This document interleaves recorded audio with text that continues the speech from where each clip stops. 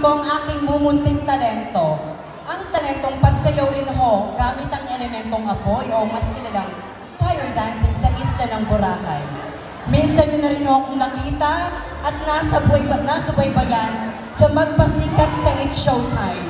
I am your Showtime grand finalist place as your first runner-up. Sa mga batang nanonood sa gilid-gilid at sa sulok-sulok, patubayan po sana kayo ng inyong mga magulang. Maestro